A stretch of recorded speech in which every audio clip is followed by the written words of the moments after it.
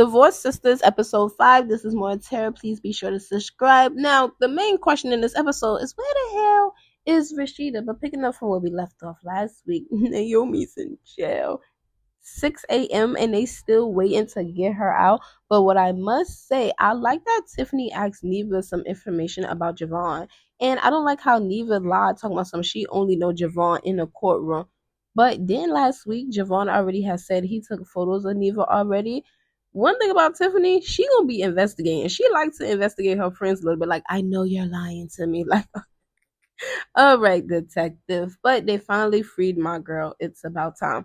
But I think everybody shined this episode because Bridget and that man child, y'all. Oh my Lord. Listen, Bridget is tired. I think every woman, I already went through this experience too, but every woman has went through experience that they tired of being the one working and the man is not working. Whoop-de, whoop-de, whoop-de, whoop. But Bridget, I'm just realizing that that's Bridget's house. I must be wasn't paying attention, but Bridget is so tired of being the man of the house. And first off, who was he yelling at? Who was Vaughn yelling at? I was a little bit confused. He told me, so you reminded me of my mother. All right. If I'm reminding you of your mother, you can get out. So you reminded me of my mother. If I wanted all this nagging and complaining, I would have stayed with her. Oh, we all know what man childs like this. They get it from being in their mama's house not doing nothing. So they find a woman who on they shit and they think like, oh, she take care of me. It's always the woman that don't want nothing from a man that these man childs be taking advantage of. Like, oh my God, Bridget, get out. Get out. Why are you even dating somebody younger than you? Because Calvin like her. Calvin likes her. Calvin came to the house and he's like, I need my key. Vaughn took my key because remember Vaughn used to work for him or something like that. Bridget go back, try to wake Vaughn up. First off, why was he still sleeping? Tell him something this his shit. But of course, he said he don't know what he's talking about. He just trying to get his sleep because he trying to build his website or whatever. So Calvin like, all right, I'm gonna go ask him myself. Ooh, they get to fight. And Vaughn and Calvin get to fight. And they knock Bridget down. I was like, oh my gosh. Oh my God. Not only did they knock Bridget down, this is me. I'm thinking, ooh, Vaughn just whooped his ass. But come to find out, Calvin is a professional boxer. We found that out later on in the episode. I'm thinking like, okay, he might be a man child, but he can fight. He can fight. But if you fighting somebody that's licensed, you gotta whoop their ass because they whoop your ass, they going to jail and everything else. But I don't like how Vaughn was saying, this is my house. Get out of my house. Bridget, F you too, because you let him disrespect me in my house. What bill do you pay? What bill do you pay?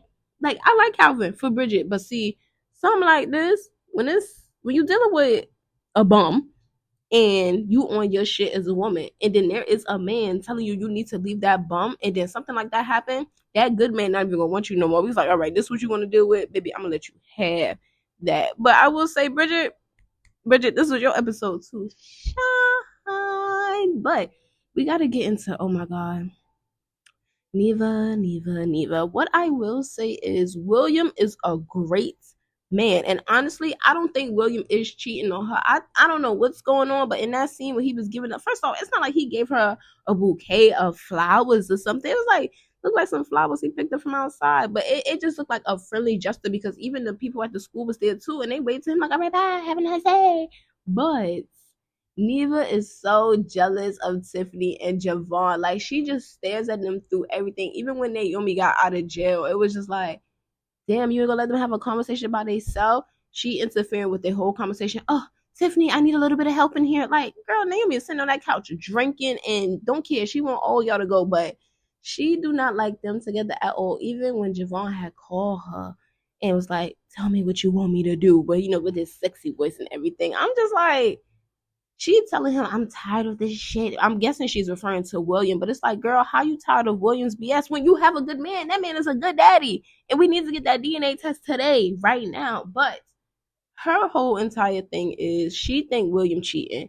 She don't want Javon to be with Tiffany. She don't want her marriage to break up. But at the end of the day, you losing me too because you have a good man. Just ask William. Honestly, I really don't think William is cheating on her. But what I will say is, besides Rashida getting a divorce next, oh, Neva and William will be getting a divorce once William find out that that's not his daughter. Oh my God, that shit gonna break me so much. Oh my God. But Naomi, they finally freed my girl. They freed my girl. And I'm not gonna lie, I like Naomi. I don't give a hell when nobody says Thomas. I'm on her side. They tried to tell her she don't have a side. Yes, she does. Okay, it looks bad in the public. She did throw a pot of hot coffee on the back of that white girl back. See, I ain't disrespect that girl this whole entire review, but she did do that. That is a crime.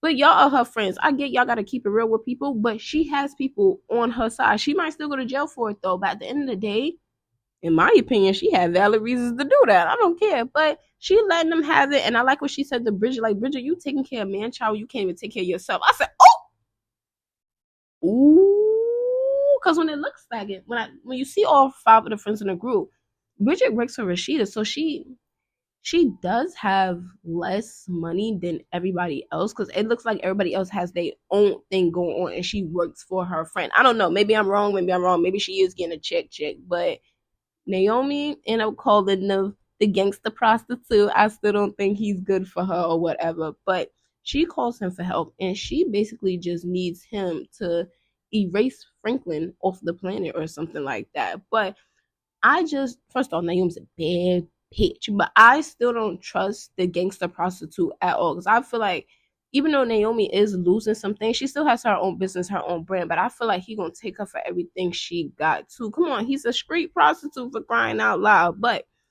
Pastor Jefferson, his kids, it's like his kids.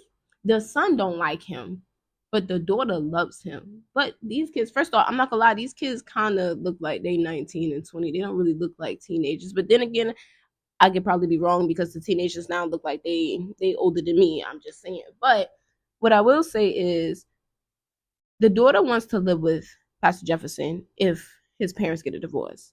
The son is just disrespectful as hell. I don't know what's going on with him. I'm starting to think the son is gay. No shade. But we all looking for Rashida. The girls was looking for Rashida. He was looking for Rashida. The kids was looking for Rashida. So the kids is getting ready to go to school and then go outside. Y'all, we finally found Rashida. Rashida's still in the car. Rashida is still in the car from last night. The kids is asking her. The kids can see, especially the daughter. Even though the daughter says she wanted to live with Jeff if her parents get a divorce, that's still her mom at the end of the day. Like she feels like, all right, what's wrong with mom? Like, come on. The son is just I don't even want to talk about the son. The son is just arrogant, whatever. Leave the kids out of the show completely. And can we please bring in the other kids on the show as well, besides them and Anika? Like, Tiffany has what? A son. Naomi has a son. Bridget ain't got nothing. So can we get the other kids on the show? Because I want to meet them too. But Pastor Jefferson come outside. He come outside, y'all. He said, she basically said she sat in the car because Jeff didn't open the door for her. But I felt it. It's like she's going through a breakdown. She's really going through a breakdown. Let's pause. They need to put Torn, her song, Latoya Lucky's song, Torn, inside of the show for Neva, but we're going to leave it alone because she's torn in between the two. But back to Pastor Rashida, First Lady. So she sat in the car and she told him, like, I'm in the car because you didn't open the door for me. He said she was being childish. Yo, I don't like him. I don't like him. Like, I was starting to like him last episode thinking he was going to side with her. But then he started siding with Franklin. I'm like, all right, he's still dipshit.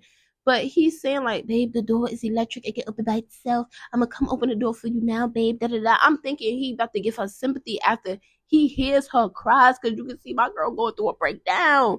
And then she gets to yelling, it's not just about the door. It's about everything. It's about our marriage. Get it? Understandable. She's tired. Like, she's so tired of, like, just not having her husband back. You know, she has a husband, but she don't have her husband. I'm thinking he about to give her sympathy and give it his all. And then his phone ring. And not only did his phone ring, y'all, somebody on the phone said, are you in a car, babe? Can you talk? And y'all, it was a man. This is Maura Tara, and I watch almost everything.